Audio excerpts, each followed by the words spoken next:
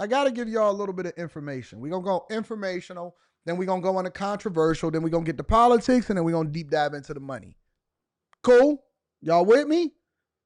All right, so let's get it popping. So the first things first, as a person that travels pretty regularly, sometimes 2, 3 times, sometimes four times a month, depending on what time of the year it is. Every time that you go through the airport, when you go through TSA, they say, hey, and they give you this little piece of paper and they say, hey, we want to make sure that you get your real ID because if you don't get your real ID, you won't be able to go through the airport. So a lot of people are unfamiliar with this. And the reason that I feel like this is important is because we got a Patreon meetup coming up in June, and I want y'all to have enough time. I want you to have enough time to be able to get your real ID. All right. So before I go into the details, the restrictions, the requirements, and how long it takes for you to get your real ID is completely different from your regular ID. Your regular ID is not going to work when it comes to getting through the airport anymore. You are going to either need a real ID or a passport. If you have a passport, then you don't have to worry about it. But if you got a real ID, then it's going to be straight. But it's a lot of long lines from people that waited at the last minute in order to get their real ID. Check it out, y'all. This morning at DMVs across the country, the Real ID rush is on, with lines stretching on for blocks. It's very intimidating, let me tell you. The line is intimidating. Very intimidating, yes. Ahead of tomorrow's long-awaited May 7th deadline, we found people waiting outside this Chicago location for up to 4 hours. When you walked up here and you saw this line, what did you think? Oh, took my breath away. Not in a good way. You tried to buy a spot in line. Yeah, I had $40 in my wallet. I was like, hey, anyone wanna give me their spot in line? Beginning tomorrow, TSA will start requiring those boarding domestic flights to show real ID compliant driver's licenses. Passengers can bring some other forms of ID, including a valid passport. TSA says those who don't have acceptable forms of ID should allow extra time for screening. We don't want anybody to get delayed and not be able to travel when they get to an airport. The shift rooted in calls for more safety in air travel, with Congress passing the Real ID Act in 2005 after the 9/11 Commission recommended stronger federal standards for state-issued IDs. Following decades of delays, the wait is finally over, and lots of Americans are scrambling. So they've been requiring this for a long time. Obviously, some of you guys wasn't outside at times when before 9/11, right? A lot of people wasn't outside before 9/11, so they wasn't familiar of how airport travel used to be a long time ago. It was a lot less restrictive, a lot less security. You can get some drugs through a lot more effectively, definitely. But nowadays, they got way more technology. I look at the lines and I'm just like on that movie Up in the Air. Have y'all ever seen a movie Up in the Air? It's an incredible movie, Up in the Air, with George Clooney. But he identifies the lines with the shortest resistance. Now they have additional things like Clear Plus, TSA pre-check, all of these things, right? So I'm always trying to look to see what is the easiest way for you to get to the airport. I stereotype. I look for Asians. I like to get behind Asians. Asians are really, really good with being prepared and making sure that they have slip-on shoes and that it's easier for you to get through TSA. Also, I look at the type of technology and I'm aware of the type of airport that I go through.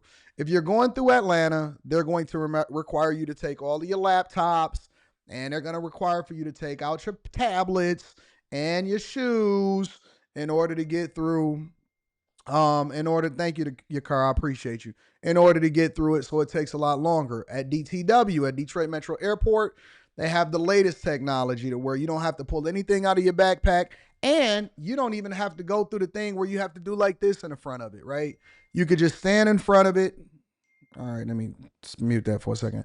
You could just stand in front of it and you could do like this, and you stand like, like you're a Mario Kart character. It's a quick scan and you can get right through. So, TSA is much different than it is. This is something that was passed, I believe, back in like 2005, 2004, 2005. And they required a real ID back then, but it's been a whole lot of delays. So it took 20 years. It took 20 years for them to implement this whole real ID situation, all right? I've been trying for on and off for a week, and I either miss it or they flat out tell me it's booked. The summer travel season already off to a chaotic start with air traffic controller shortages nationwide under a renewed microscope. United Airlines warning passengers to avoid hard-hit Newark Airport, canceling close to 36 daily flights through the crowded hub. Now, America's airports are counting down to another major shift with the Real ID ripple effect already unmissable. So amid all of this, we should point out, we're also seeing a lot of state and local officials doing a lot to address, they say, false online rumors about Real ID, specifically that you're generally legally required to get it by tomorrow or that you won't be able to get it after tomorrow. They stress neither of those things are true. You will absolutely be able to get it after tomorrow. And for most Americans, you really only need it for when you're planning to fly within the U.S. Guys. Where else would you fly? Let me ask the question. Because you have to have a passport if you're flying outside of the country. You can get it. It sounds like you're going to have more of a delay. It sounds like you're going to have more of a delay if you do not get it by the time that you're supposed to get it. And the deadline, I believe, is tomorrow. So they're saying that the deadline is May 7th. So if you do not have a passport, it is a strong possibility that you will get delayed. And the lines are really, really long because you know how we Americans like to do it. We like to wait till the last minute before we get anything. And so, you know, you don't want to be in that line. You don't want to be delayed. You don't want to have a problem. You don't want to miss your flight. I canceled even having my, actually I need to get it again. I canceled my Delta Sky Club because I usually get to the airport within 10 minutes of me having to board the plane. So yeah, they're saying that it's a lot of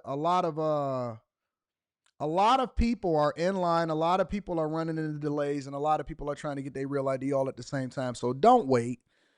Don't wait. If you have a flight coming up, if there's something about to happen, then make sure that you get your Real ID. Here, Maggie, thank you. Well, let's drill down on more of those facts. We've got Steve Lorenz, Deputy Executive Assistant Administrator for Security Operations at the TSA. Mr. Lorenz, good morning to you. First of all, set the scene for us. What's always been the case for people without a proper whatever, Quentin? You said that's always been the case for people without proper ID. Okay, I got you. Yeah.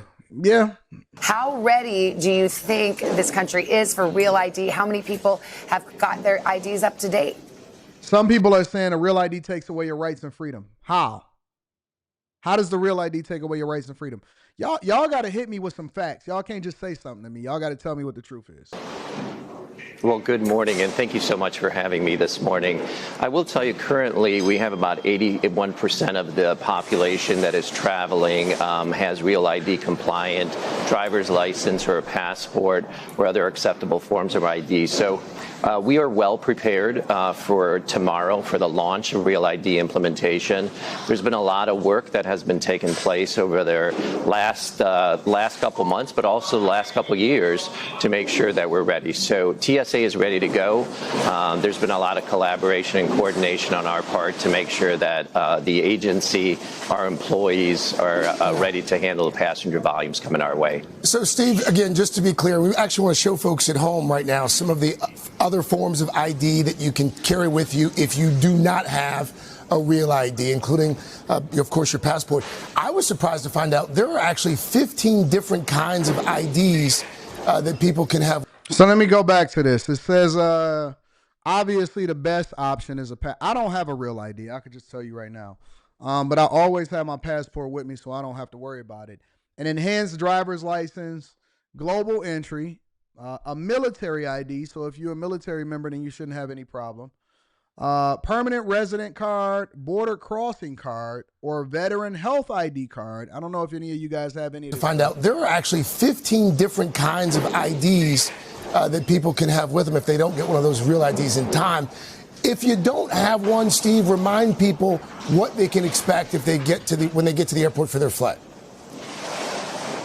Absolutely. So one of the things that we would recommend is just give yourself plenty of time, not only for parking, but checking in with the airlines, and give yourself the opportunity to make sure that you go through the screening process. It's going to be important to mention, it's going to be a full court press at all the airports across the country. So we're going to have staff that's going to be positioned in front of our security checkpoints.